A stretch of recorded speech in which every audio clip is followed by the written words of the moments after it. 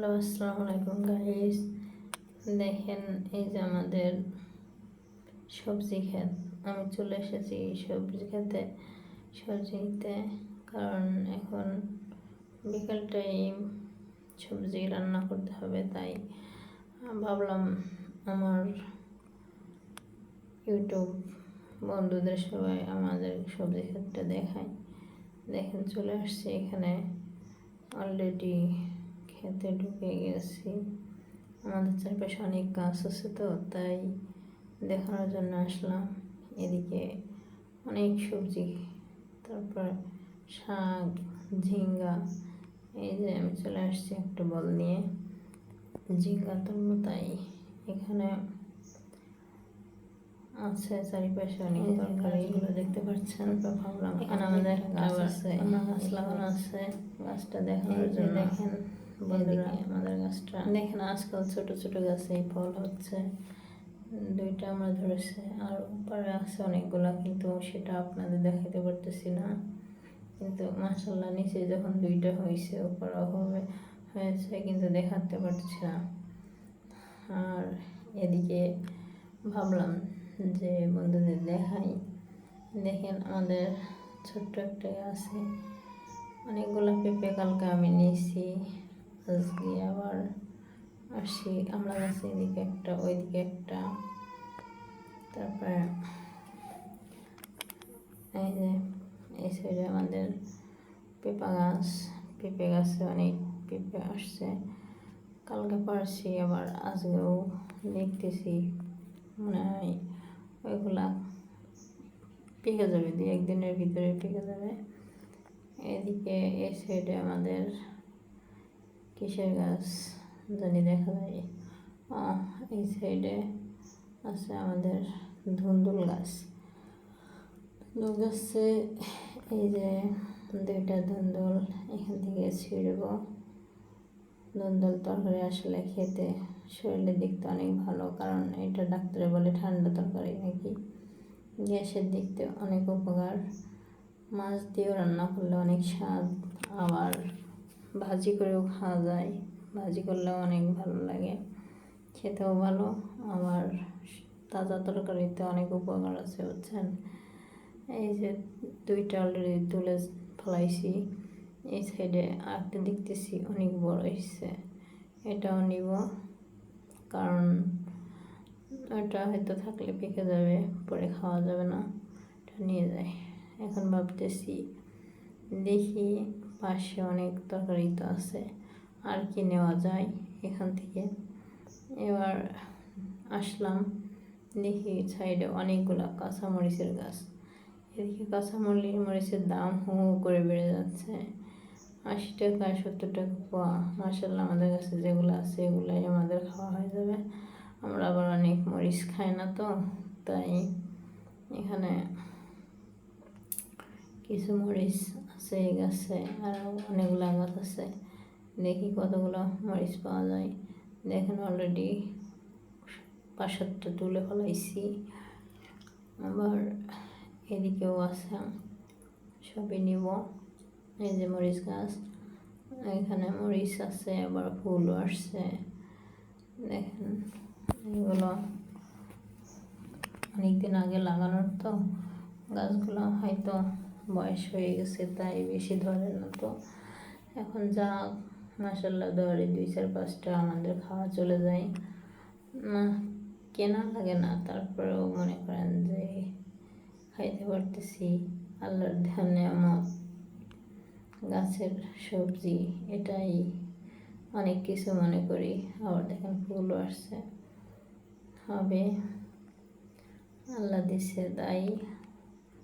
এদিকে আপনারা টাটকা তরকারি খেতে তো সবাই না ভালোবাসে, সবাই ভালোবাসে, কিন্তু আমারও খুব পছন্দ যে তরকারি গাছ থেকে তুলে নিয়ে খাওয়া। এই তরকারির স্বাদ দেয় আসলে অন্যরকম। দেখেন, 2-4টা করে মরিচ তুলে ফেলাইতেছি, ভালোই। তারপরে এখন দেখলাম যে না, যে মরিচগুলো হয়েছে এক তরকারিতে দেওয়া যাবে, ঠিক আছে, আপনারাও আপনাদের যদি মনে করেন যে জমিনে কাজ নাই, যদি পড়ে থাকে মাশাআল্লাহ কিছু গাছ লাগাইয়ে দেবেন, তাহলে মনে করেন যেভাবেই তরকারি নিজের হাতের তরকারি নিয়ে খেতে পারবেন, সমস্যা নেই। টাটকা তরকারির শক্তিটাও অনেক বেশি। এদিকে যাচ্ছি, দেখেন এই সাইডে আবার আমাদের বেগুনের গাছ লাগানো। আসলে বেগুন নাই, কিন্তু এখন কয়েকদিন হয়েছে লাগাইছে। আর এই সাইডে আর একটা গাছ, এখানে এই যে কাঁকরোলের ফুল আসছে, দেখেন কাঁকরোল গাছ উঠে গেছে। এটা ধুন্দুল গাছ, অলরেডি আরও মনে হয় কয়েকটা ধুন্দুল এখানে পাওয়া যাবে, কিন্তু নিব না, কারণ আমাদের এত লাগবে না, তো ওগুলো অন্য টাইমে নিব। এদিকে বাড়ির পাশে দেখেন শুধু জমিনে কত তরকারি আছে। বেগুন, এই যে অলরেডি পুঁই শাকের চারাগুলো আছে এখানে। বেগুন লাগিয়ে রাখছে, এখনও বেগুনে ফুল আসে নাই, হবে। গাছগুলো অনেক সুন্দর হয়ে উঠছে। এতদিন তো মাটি শুকনো ছিল, এখন বৃষ্টি, তো বৃষ্টির জন্য গাছগুলো খুব সুন্দর দেখতে হয়েছে। এই যে আবার এই সাইডে আমাদের কাঁঠাল গাছ আছে। গ্রামের বাড়ি তো মাশাআল্লাহ যা চাই সেটাই পাই। এই যে অনেকগুলো কাঁঠালও ধরে আছে, দেখতেছি যে পাকছে নাকি। আসলে তো পাকে নাই, কিন্তু হয়তো দেহের ভিতরে যে গরম বাবা দেশে পেতে যাবে, খাওয়া যাবে, তখন গাছের পাকা কাঁঠালের স্বাদই তো অন্যরকম। গাছের ফল বলে কথা। এদিকে পুঁই শাকের চারা হচ্ছে এখানে। আসলে আমার শ্বশুরের দিকে উনি কী করবে, বাড়িতে অনেক চাষবাস করে, মাঝে মাঝে এটা ওইটা লাগাই, খুব ভালো লাগে। আর এদিকে ন্যাচারাল সবুজ এলাকা, আরও বেশি ভালো লাগে। এই যে দেখেন এই বেগুনে ফুল আসছে, হবে আবার, কারণ সবুজ ক্ষেতটা দেখতেই আসলে ভালো লাগে। যখন ঢাকাতে থাকি না, তখন এরকম কোনো ন্যাচারাল হাওয়া পাই না তোমরা, এর জন্য গ্রামে আসলে এগুলোই আমাদের ভালো লাগে। দেখেন একটি বেগুন হয়ে আছে, এখানে শক্ত হয়ে গেছে, মনে হয় বেগুনটা টিকে গেছে, তাই ওটাই কোনো কাজ হবে না, রান্না করে খাওয়া যাবে না, তাই আর এটা ছিঁড়লাম না। এদিকে এটাও বেগুন গাছে দেখলাম আছে নাকি, এটা ঢেঁড়স গাছ, অলরেডি 3-4টা ঢেঁড়স হয়ে আছে, ছোটো ছোটো আর কি, কিন্তু ছোটো ঢেঁড়স খেতে ভালো, শক্ত হয় নাই। এগুলো ভাজি ভর্তা খুব স্বাদেরই।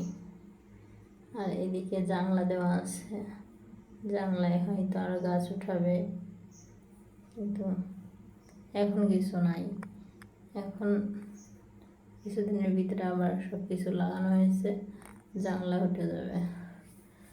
আর বেশি কিছু দেখাতে পারতেছি না, কারণ আমার খুব ভয় করতেছে জঙ্গলের ভিতরে, যেখানে যদি সাপ টাপ থাকে, আসলে আমি খুব সাপের ভয় পাই।